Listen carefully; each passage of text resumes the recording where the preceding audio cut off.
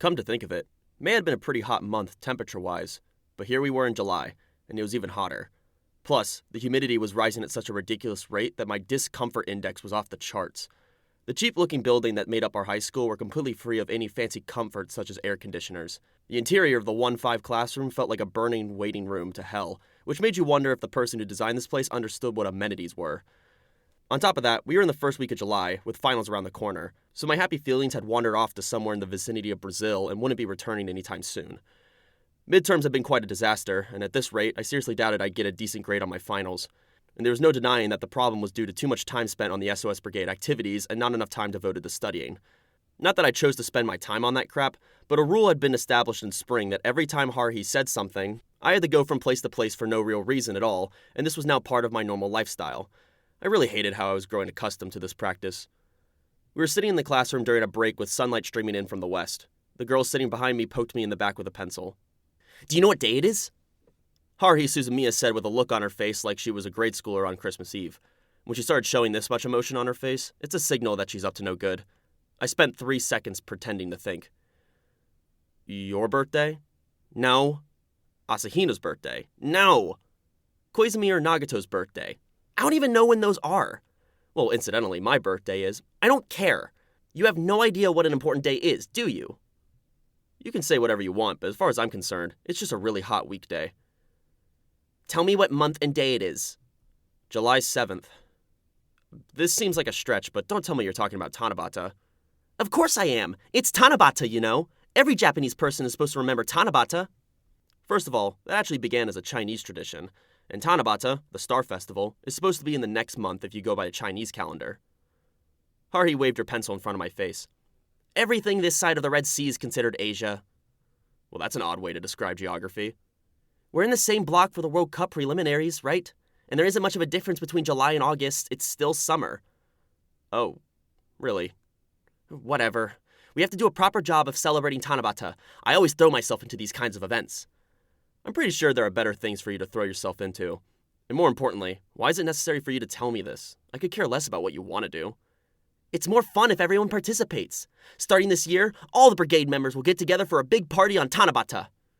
"Don't decide that on your own." I was watching a needlessly triumphant look on Haruhi's face as I protested, which left me feeling that I was stupid to bother to try to object. And the class was over for the day. Haruhi flew out of the classroom the second the bell rang. "I'll be waiting in the club room. You're not allowed to go home," she said in parting. I didn't need her to tell me to go to the club room. After all, there happens to be a person I try to meet at least once a day. The only such person. The other brigade members had already assembled in the SOS Brigade's hideout, the literary club room on the second floor of the clubhouse, a place where we would be considered parasites rather than tenants. "Hello." That greeting came from Mikuto Asahina, who had a bright smile on her face. She's the source of my peace. An SOS Brigade without her would be as meaningless as curry rice without the curry. Since it was July, Asahina had switched to a summer version of her maid outfit. Who knew where Haruhi had brought the costume from, but upon receiving it, Asahina had sincerely thanked her by saying, "Oh, thank you very much." She was serving as the SOS Brigade's maid again today, earnestly making tea for me. As I drank the tea, I looked across the room. "Hello, how you doing?" Itsuki Koizumi nodded to me from his seat in front of the chessboard as a long table as he moved pieces around with one hand and held a book of chess problems in the other. Last week, Koizumi had brought the board after saying something about trying out chess since he was getting tired of Othello. Unfortunately, I didn't know the rules, and neither did any of the other people here, so he was left playing chess by his lonesome, which I suppose was an indication that he had nothing to worry about regarding his upcoming exams. "Well, I wouldn't say I have nothing to worry about. This is merely a means of exercising my brains while taking a break from studying. Every problem solved improves the blood circulation in my brain. Would you care to join me?" "No thanks. I don't feel like doing any more thinking than I have to. Plus, I have a feeling that if I learn any of this weird stuff, it will boot the English vocabulary words I have to remember out of my memory." "Huh, that's unfortunate. Shall I bring Life or Battleship next time?" "Yes, it would be good to bring something that everyone could play. What would you recommend?" Anything works. Though at the same time, nothing would really be acceptable. This is the SOS Brigade, not a board game club. Incidentally, the objective of the SOS Brigade's activities still remains a mystery to me, so I have no idea what this enigmatic brigade is supposed to do. Not that I really want to know, and I'm probably safer off not knowing, which is why I don't feel like doing anything. My logic's pretty perfect. Koizumi shrugged and returned to his book of problems. He took a black knight and moved it to a new position. Next to Koizumi was Yuki Nagato, buried in her book and showing less emotion than an animatronics puppet in some B-movie. It appeared that the pseudo-alien had finally developed a taste for reading the original text instead of their translated versions. The book she was currently reading looked like some kind of ancient and heavy spell book with a title scribbled in some kind of Frankfurt script I couldn't decipher. I'm pretty sure it was written in some ancient Etruscan or something. Nagato would probably have no problem reading a linear A inscription on the stone tablet. I pulled back the metal chair and took a seat. Asahina immediately sat a cup down in front of me. It's really a bad idea to drink hot tea in this sweltering weather, except that I most definitely was not harboring such a wrongful thought. I simply sipped the tea with a heartful sense of gratitude. Yep, it's hot and sweltering. An electric fan that Haruhi had brought in from who knows where was whirling away in the corner of the room, but it was about as effective as pouring boiling water into hot stone. She should have just stolen the air conditioner from the faculty office. I looked up from my English textbook with its pages flipping in the breeze and leaned back in the metal chair to stretch. It wasn't like I was going to study when I got home, so I figured I might as well try to get some studying done after school in the club room. But as I had discovered, a change in location isn't going to make you want to do something you don't want to do. It's bad for both the body and the mind to do something you don't want to do. In other words, you'll live a healthier life if you don't do what you want to do. Okay, I quit. I spun my pencil, shut the textbook, and decided to watch my sedative. I was referring to the sedative for soothing my pessimistic soul, by which I mean the maid sitting across the table and working on her math problem set. She stared earnestly at her problem set as she periodically scribbled in her notebook before becoming deep in thought with a listless look on her face, until she jumped as though a light bulb had gone off in her head and her pencil raced across the paper. And naturally, the girl repeating this cycle was none other than Mikuru Asahina. The mere sight of her is enough to calm me down.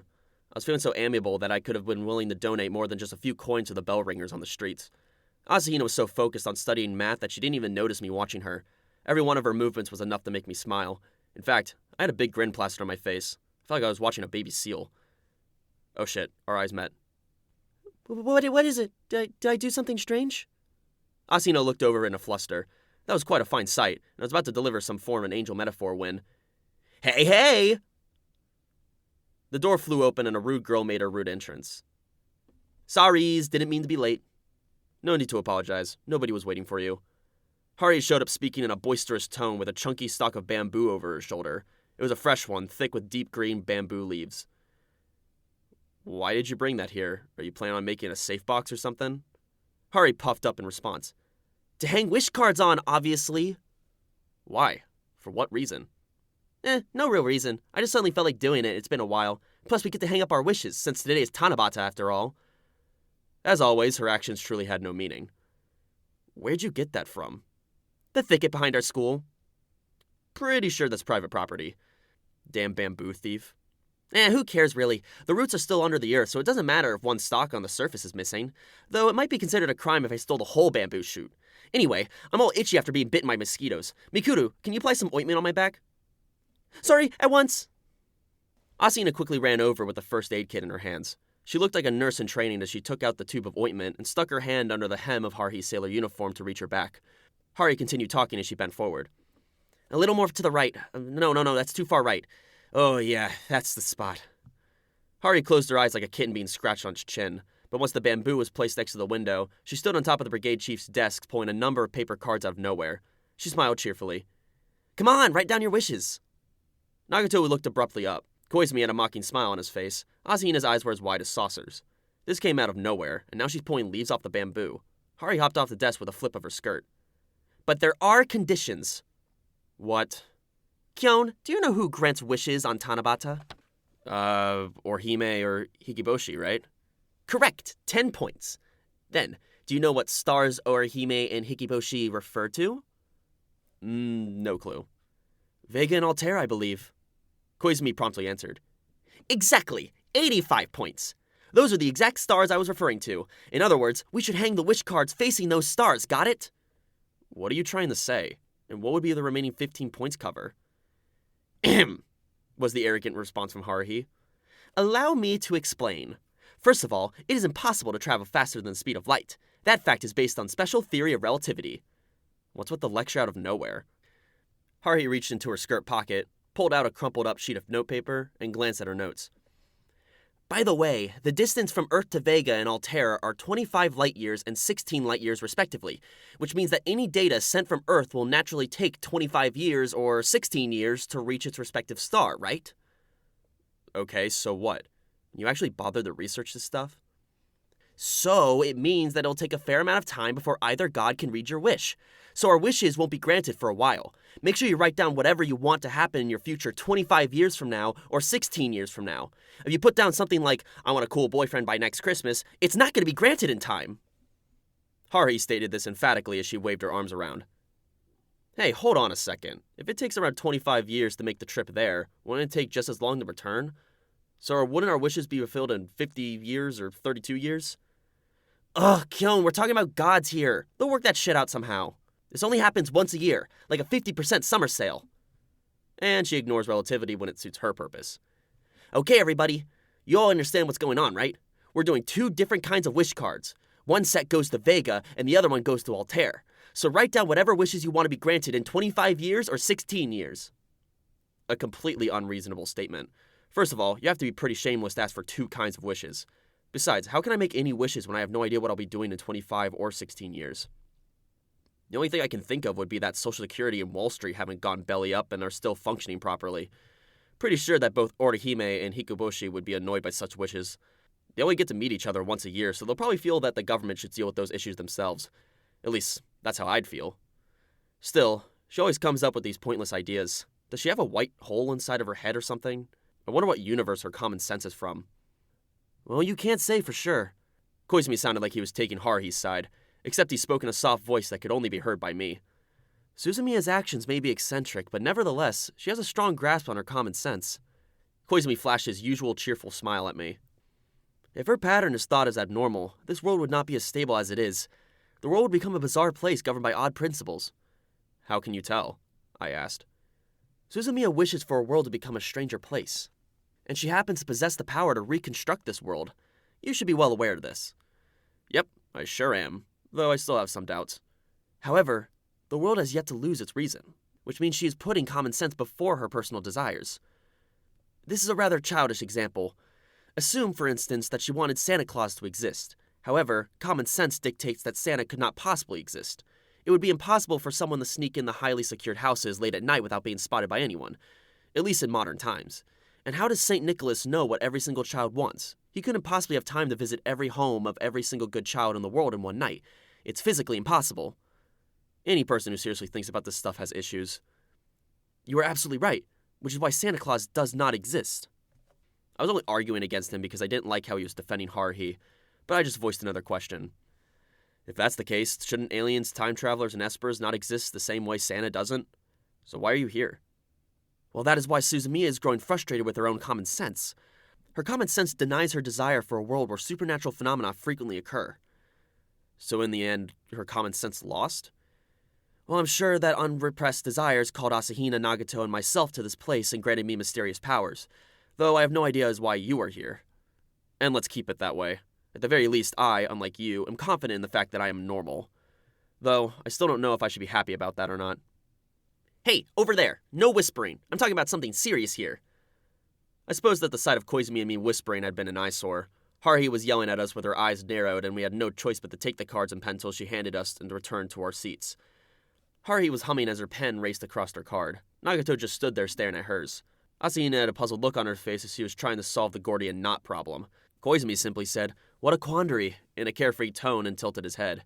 There's no reason that the 3 of them think so hard about it. You just have to make something up. Wait, don't tell me that they expect what they write down is actually going to become reality. I spun my pencil around and looked to the side. The stalk of the bamboo that had been chopped off by Haruhi sat poking through the open window, with its leaves sticking every which way. An occasional passing breeze would set them rustling and cool the room down. Hey, did you finish writing yours? I turned in response to Haruhi's voice. The cards on the table in front of her read as follows. I wish for the world to revolve around me. I wish for the earth to rotate in the other direction. She almost sounded like some kind of obnoxious little kid. It wouldn't be a problem if she meant that to be a joke, but the look on her face as she hung the wish cards on the bamboo leaf was dead serious. Asahina had written hers with an adorable, neat handwriting. I wish to get better at sewing. I wish to get better at cooking. What a sweet thing to ask for. Asahina clapped her hands together and closed her eyes to pray in front of the wish cards. I think she's confused about how this works. Nagato's cards were pretty bland. They just had the dreary words, harmony, and reform, written in printed style handwriting.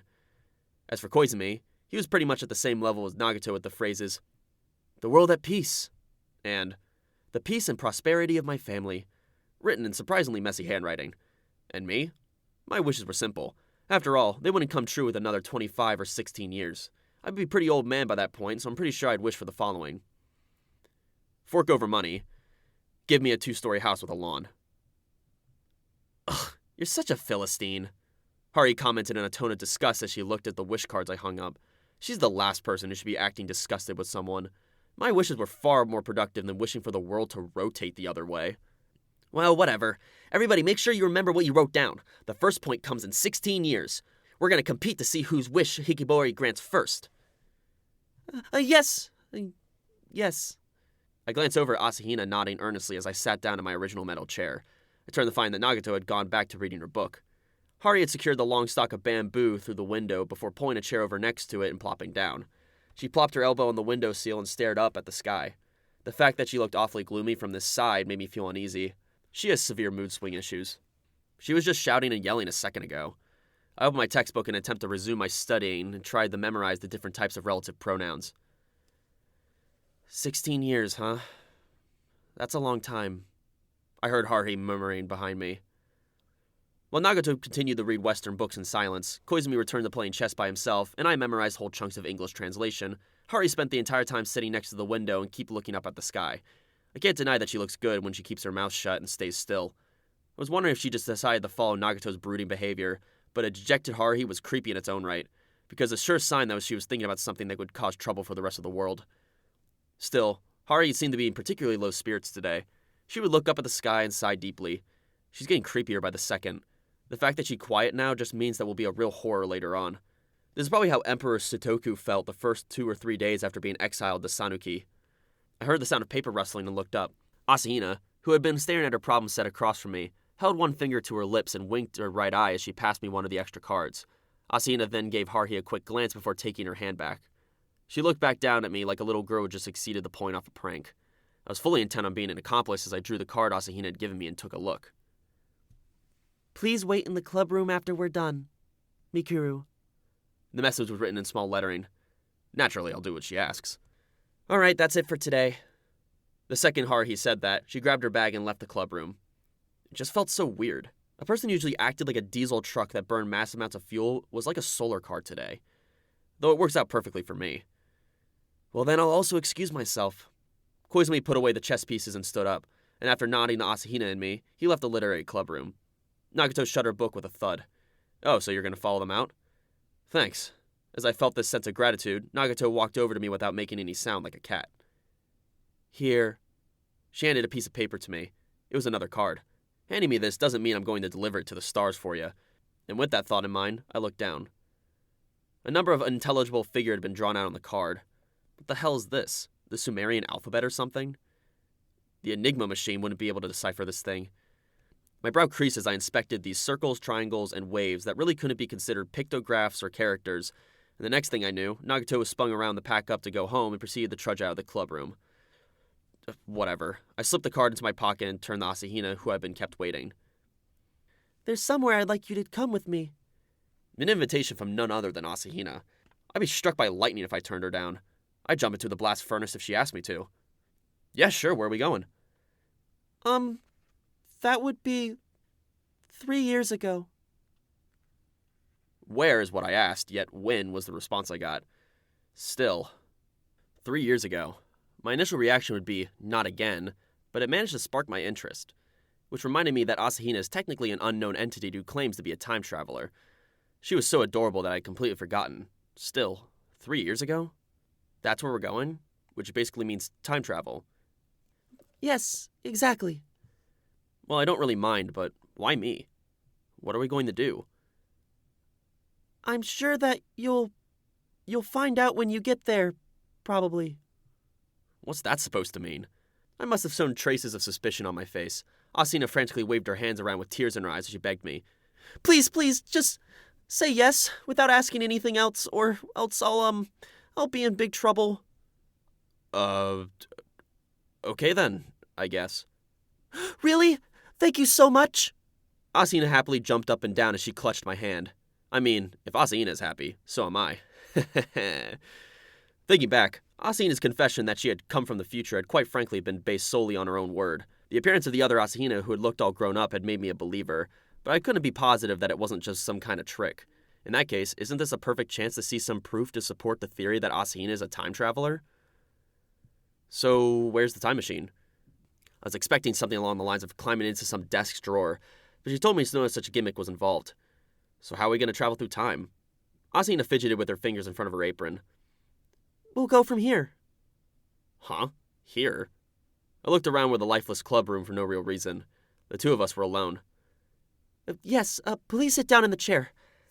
Could you close your eyes? Okay, relax your shoulders. I obediently followed her instructions. She wasn't going to whack me in the back of the head, right?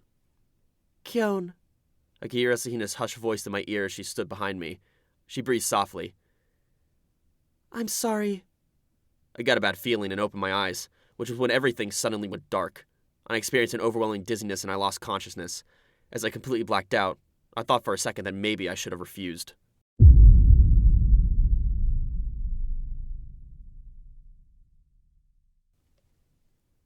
When I regained consciousness, my vision was rotated 90 degrees.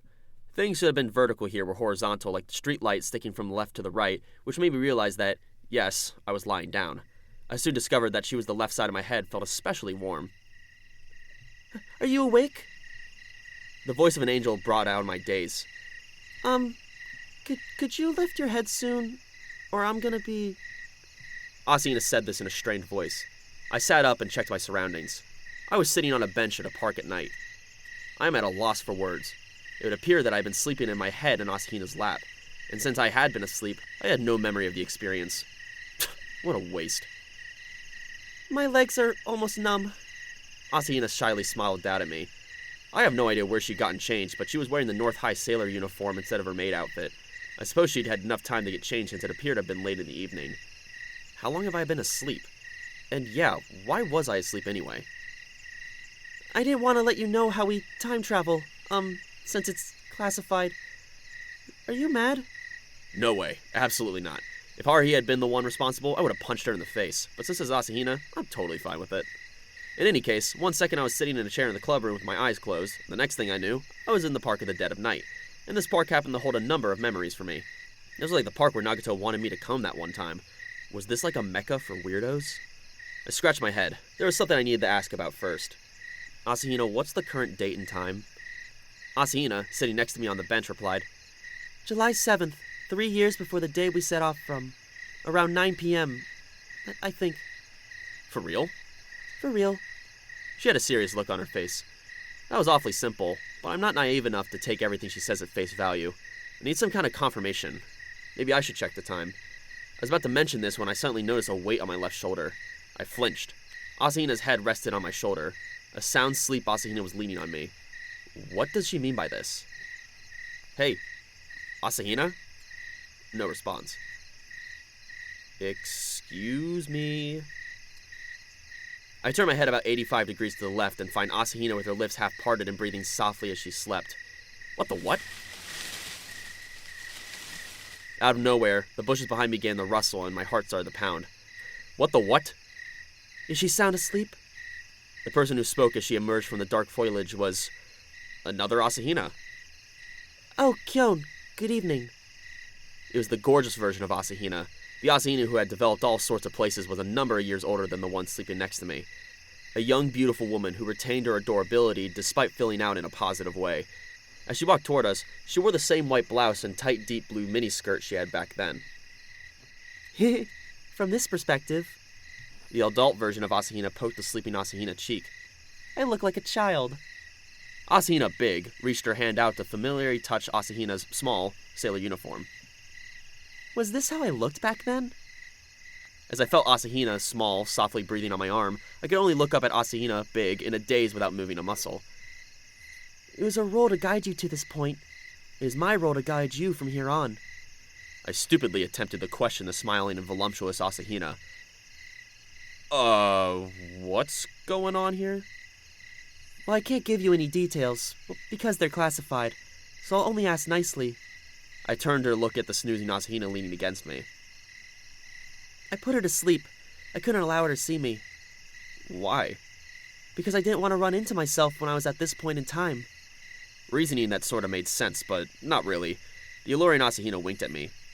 If you follow these train tracks south, you'll come across a school, a public middle school. I want you to assist the person you can find there. Could you go right away? As for the other me, sorry, but can you carry her there? She doesn't weigh very much. She sounds like a villager in some role-playing game. What kind of item will I get in return? What you will get in return?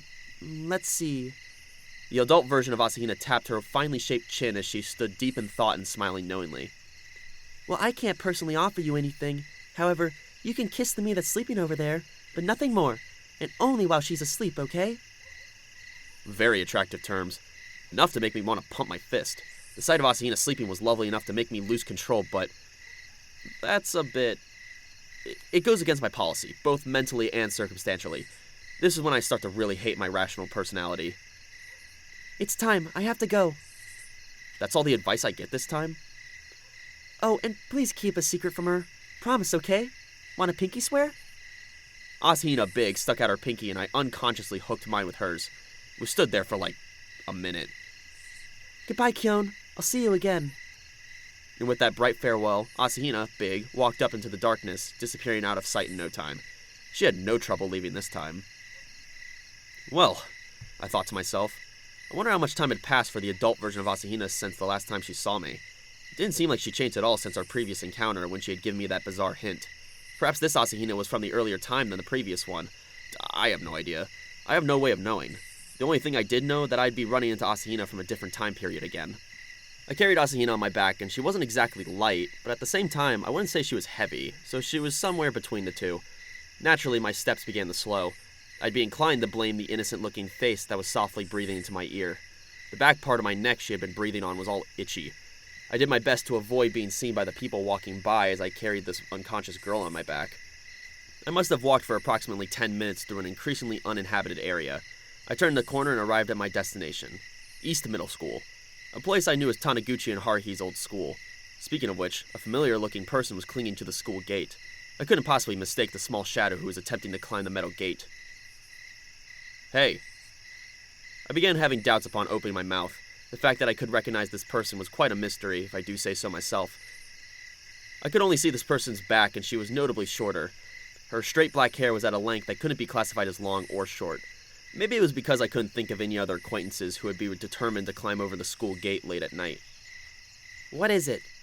I was finally starting to feel like I had gone back 3 years in time. In fact, I had actually gone back in time.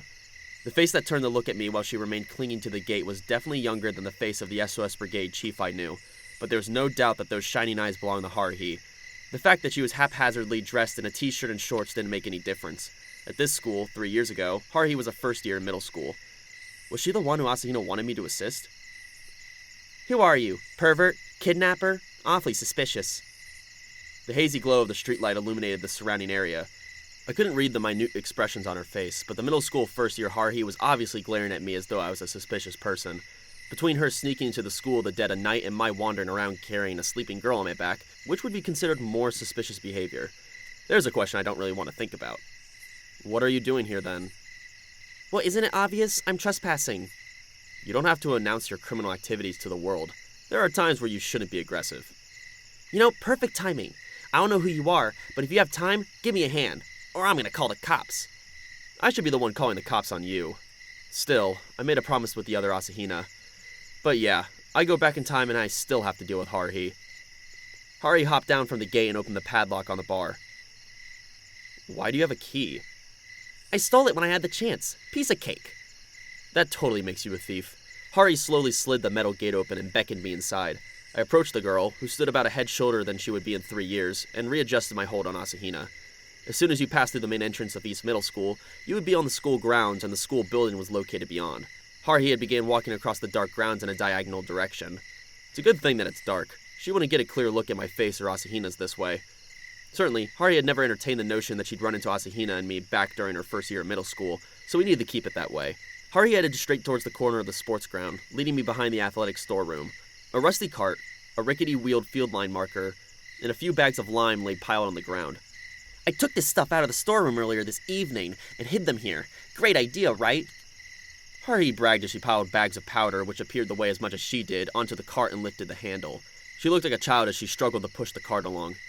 Well, I guess a first year in middle school might as well be a child. I carefully set the slumbering Asahina against the storeroom wall. Please stay asleep for the time being. I'll take care of it. Hand it over. You take the line marker, I said. Perhaps I shouldn't have been acting in such a cooperative way. Haruhi abused me in such a frenzy that she would have worked a rampaging robot to the bone if she'd been given an option. Her personality hadn't changed in the least bit. I could see that her inner character didn't mature exactly over the next 3 years. Draw the lines exactly the way I tell you. Yes, I'm talking to you. I have to stand a ways away to supervise your line drawing to make sure you're doing it right. God, that spot's crooked. What are you doing? Her ability to scream commands at a high schooler she'd never met before made it clear that Haruhi had always been Haruhi. If this had been my first encounter with this middle school girl, I would have bet that she was genuinely dangerous. Before I met Nagato, Asahina, and Koizumi at least. There were no run-ins with teachers on night watch or police showing up with some nearby resident call the cops. For 30 minutes, I drew white lines in every direction on the school grounds per Haruhi's instructions. I would have never thought that the mysterious message that had suddenly appeared on the school grounds had been drawn by me. As I stared in silence at the patterns I had painstakingly drawn, Haruhi walked over next to me and took the field line marker from me. She proceeded to make a number of fine-tuning adjustments by adding a few lines here and there. Say, do you think aliens exist? That came out of nowhere. Why not? Nagato's face popped into my mind. What about time travelers, then? Well, I wouldn't be surprised if they existed. I'd be considered a time traveler myself right now. And espers? Walking all over the place, I guess. I recalled the countless number of red lights. Sliders? I haven't met one of those yet. Haruhi tossed the field line marker aside and used her shoulders to wipe the dust off her face. Oh well. I was getting nervous. Don't tell me that I said something wrong. Haruhi looked at me with such upturned eyes. That's a North High uniform, right? Sure. What's your name? John Smith. Are you stupid? Let's just say that's my desired pseudonym. Who's that girl? My older sister. She suffers from erratic sleep disorder. It's a chronic disease. She falls asleep suddenly, so I have to carry her.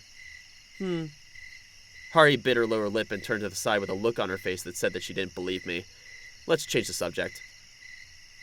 So what's this supposed to be? Can't you tell? It's a message. To whom? Don't tell me it's to Orihime or Hikeboshi. Haruhi looked surprised. How'd you know? Well, it is Tanabata. I just happen to remember someone doing something similar. Huh. I'd love to meet that person. There's someone like that at North High? Sure.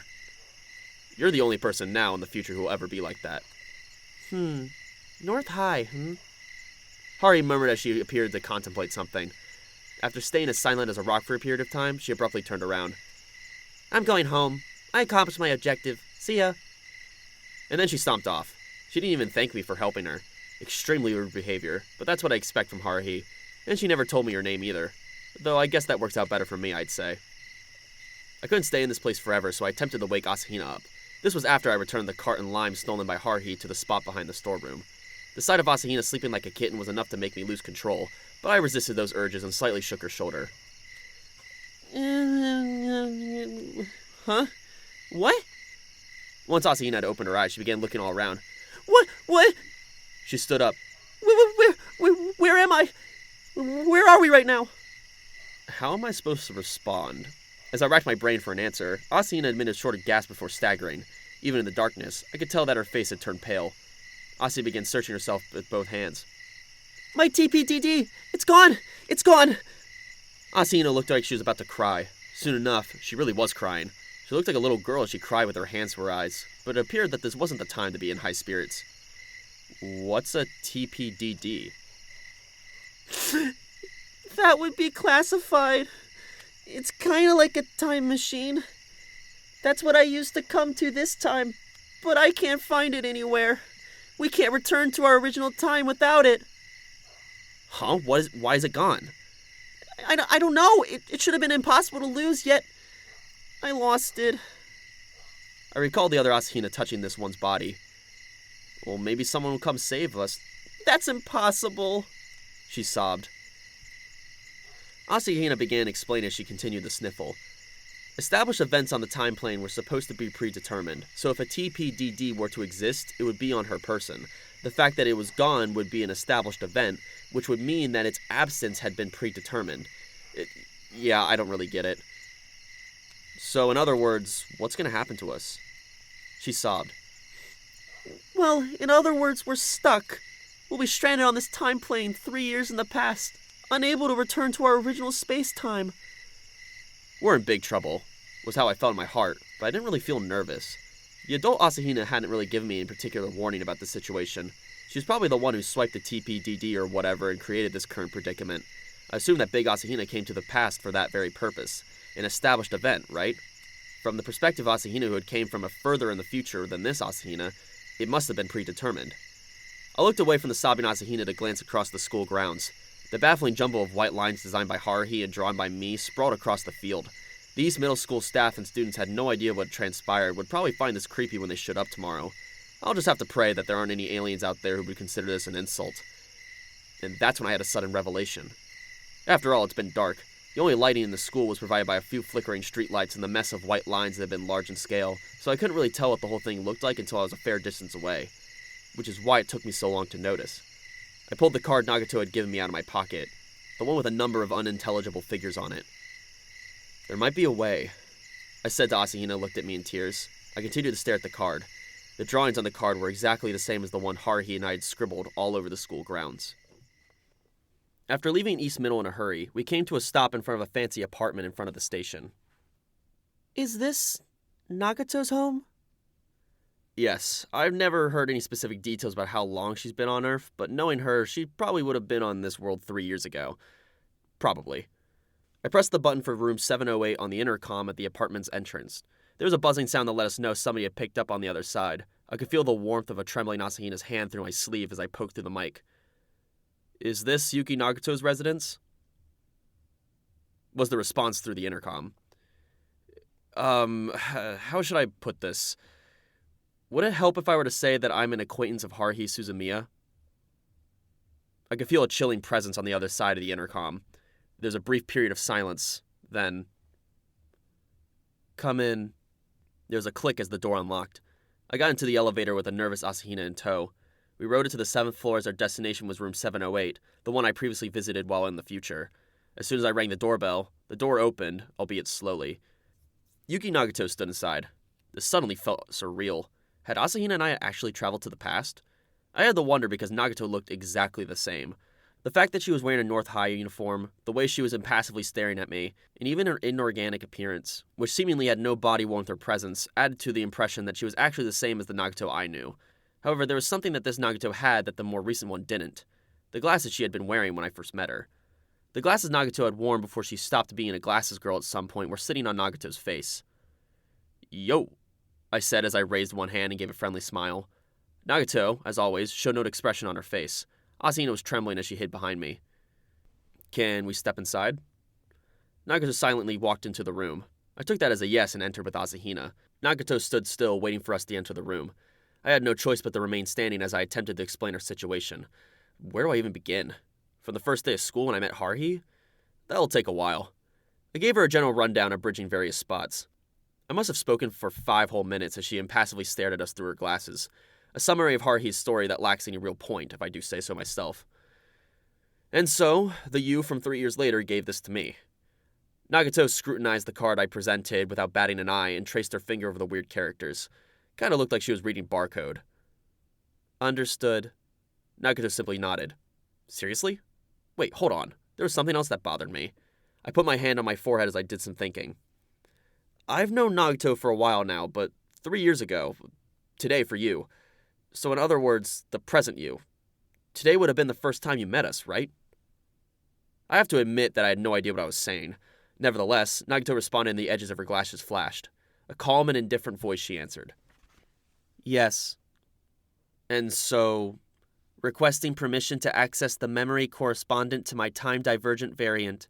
I have downloaded reversible border regression data. No idea what you're talking about. The me in 3 years and the me at this time are the same person. So? Well, of course you're the same person. That doesn't mean that the Nagato from 3 years ago would share memories with the Nagato from 3 years later. We do now. How? We have synchronized. Yeah, I don't get it. Nagato removed her glass without any further response. She looked up at me with her emotionless eyes and blinked. That was definitely a familiar face of the book-loving girl, the Yuki Nagato I remembered. Why are you wearing a North High uniform? Did you already enroll? I have not. I am currently in standby mode. Standby? You're going to standby for 3 whole years? Yes. Well, that'll take a world of patience. Won't you be bored? But Nagato shook her head. That is my role. She stared directly at me with clear eyes. There is more than one method of time travel, Nagato spoke in a flat voice. The TPDD is merely a device for controlling time, both unreliable and primitive. There are a number of theories concerning the process of movement through the time continuum. Asahina squeezed my hand again. What exactly do you mean? When transportation of organic life forms is conducted with the TPDD, noise may occur. We believe it to be imperfect. By we, she means the data overmind, right? So you're capable of perfect time travel? The process does not matter. The transfer of identical data suffices. Going from the present to the past or to the future, huh? If Asahina can do it, maybe Nagato could do it too. I assume that Nagato's the one with an excess abundance of power. In fact, after doing some comparing to Nagato and Koizumi, I'm starting to suspect that Asahina's the one who really has no idea what's going on. That's nice and all. I interrupted Asahina and Nagato. Now is not the time to be discussing the finer points of time travel. We need to figure out how Asahina and I are going to get back to the future 3 years later. However, Nagato simply nodded. It is possible. She then stood and opened the sliding door that led to the room next to the living room. Here. It was a Japanese-style room, with tatami flooring. The fact that the room was completely empty except for the tatami mats was what you expect from Nagato, but why were we being shown this guest room? Could there have been a time machine hidden in here? As I wondered, Nagato removed a futon from the closet and spread it on the floor, and then a second one. I'm pretty sure I got the wrong idea, but are you telling us to sleep here? Nagato, still carrying a futon, turned to look at me. I could see Asahina and myself reflected in her eyes. Yes. I glanced next to me, find Asahina fidgeting with her face completely red. That's about how I expected her to react, but Nagato didn't seem to care. Sleep. Don't be so direct. Just sleep and nothing else. Well, that was the plan. In any case, Asahina and I looked at each other uncertainly. Asahina's face was bright red as I just shrugged. We had no choice but to rely on Nagato in this case. If she's telling us to sleep, then that's what we'll do. Just hope it's as simple as waking up in the morning to find ourselves back in our world. Nagato reached towards the switch on our fluorescent lamp next to the wall. She then muttered something. I was wondering if she was saying goodnight when the light disappeared with a click. It appeared that I had no choice but to sleep, so I pulled the covers over myself. And the next thing I knew, the light turned on. The fluorescent lamp made clicking sounds that it flickered and stabilized. Huh? Something feels wrong here. It was still dark outside. As I sat up, Asahina also woke up, clutching the edge of her blanket. The expression on her lovely childlike face was one of bewilderment. She looked at me questioningly, but naturally I had no answers. Nagato was just standing there. She had her hand on her light switch, just like before. It didn't seem like Nagato's face. I could feel some emotion as I stared at the pale face, like she had something she wanted to say but was unable to due to conflicting interests. It was the slightest expression of emotion that couldn't be perceived without being accustomed to her poker face for a long period of time. Though I couldn't be sure that I wasn't just imagining things. I heard something suddenly inhale next to me and I turned to find Asahina's fiddling with the digital watch on her right wrist. Huh? No way! What, really? I glanced at her watch.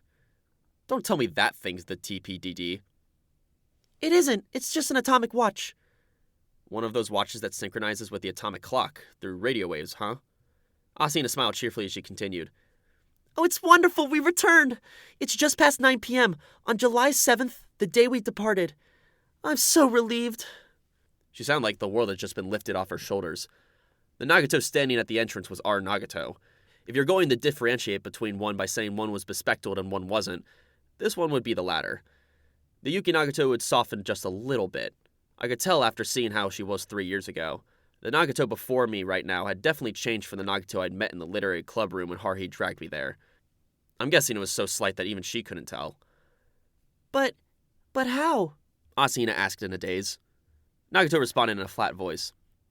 I froze the liquefied data between the selected space-time and unfroze the data once there were corresponding points from an already known space-time continuum.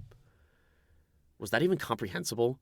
After a brief pause, she added, Which would be now. Asahina attempted to stand before falling to her knees.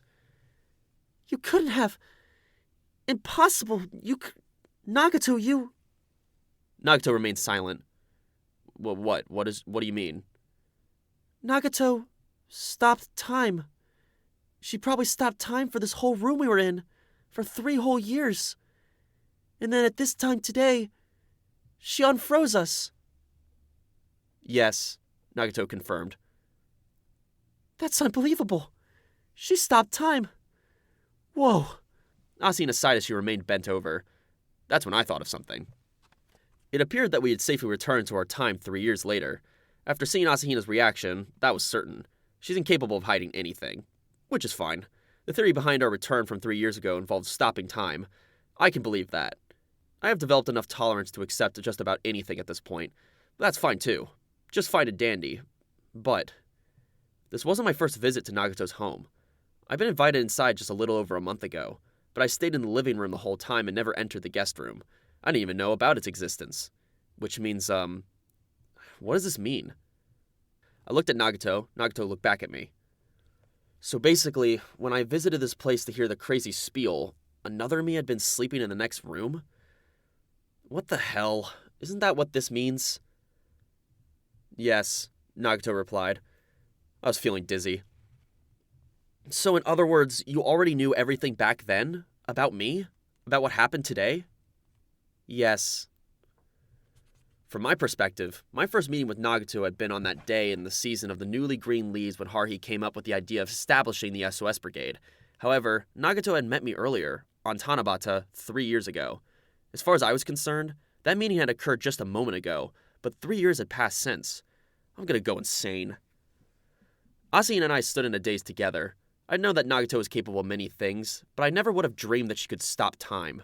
Does that make her invincible? Not exactly. Emotion of denial. This was a special case, an exception, emergency mode, rarely engaged, unless drastic measures are required. And we were warranted those drastic measures. Thanks, Nagato. I thanked her. That's all I could do. Not necessary. Nagato nodded without a shred of amiability. She then held out the card that had previous geometric shapes on it.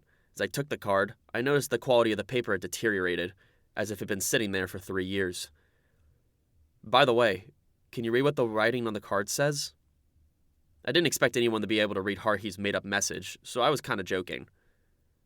I am here, Nagato answered. I hadn't expected a reply. That's what it says. I was getting confused. Don't tell me that those pictographs or symbols or whatever actually ended up being the language of some alien race somewhere. Nagato didn't respond. After Asahina and I left Nagato's room, we walked under twinkling stars.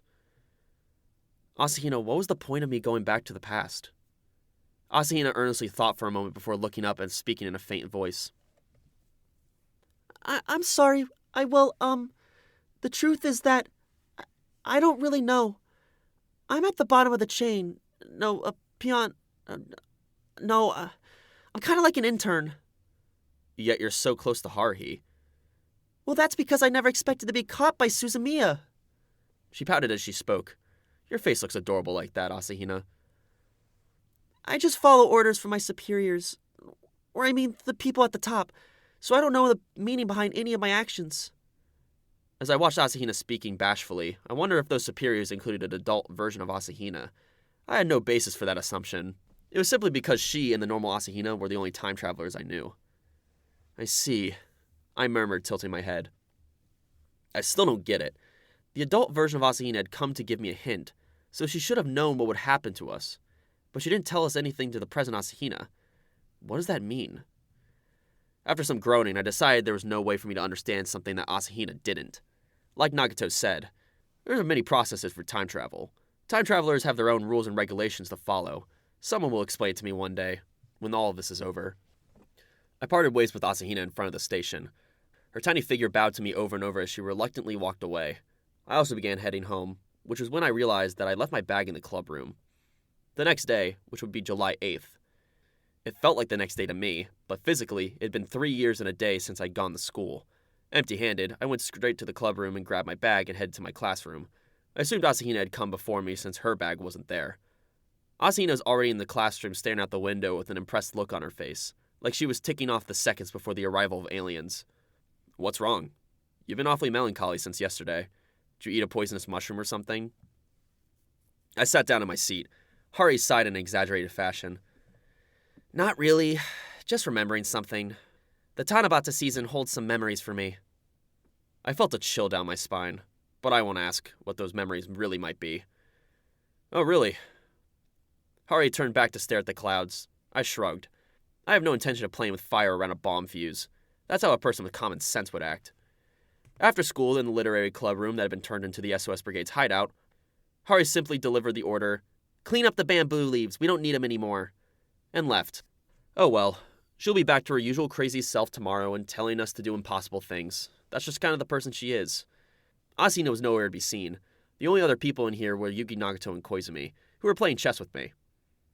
I mean, given Koizumi's enthusiasm and allowed him to at least teach me how each piece was supposed to move. It would seem that it had been too quick to assume that he brought the chessboard just because he was bad at Othello. Koizumi was bad at chess as he was at Othello. As I took Koizumi's pawn with my knight, I glanced at the poker-faced Nagato, who was staring at the board with interest. Hey, Nagato, I can't really tell, but Asahina's actually from the future, right? Nagato slowly tilted her head. Yes. Still, the whole process of going back to the past and coming back to the future didn't seem very consistent.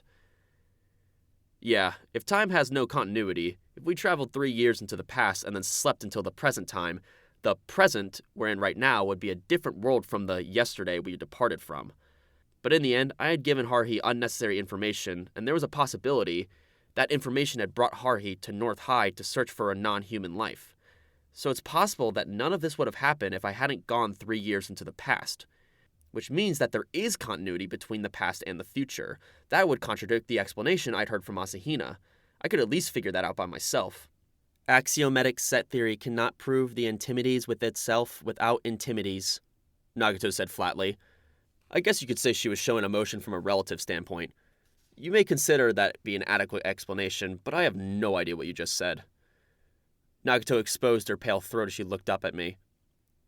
You will understand eventually. And with that, she returned to her usual position and began reading again. Koizumi started to speak in her place. It's like this.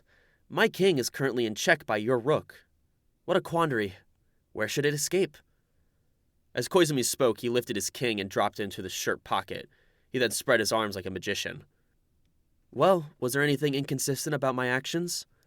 I stroked a white rook as I considered his words. I had no intention of going along with his stupid Zen philosophy crap or abstract bull for the sake of compliments to satisfy my own vanity, so I didn't respond. In any case, there's no doubt that Haruhi is made up of paradoxes. I guess the same goes for this world. Of course. In our case, the king holds little value. What matters is the queen. I placed the white rook on the square where the king had been. Queen's knight 8. I have no idea what's going to be happening, but next time, I prefer to not have to use my head so much, Koizumi continued. Nagato didn't respond, and Koizumi merely smiled. I personally believe that some peace and quiet would be best. But I'm sorry, would you prefer if something happened? I snorted as I marked my win under my name on the scoreboard.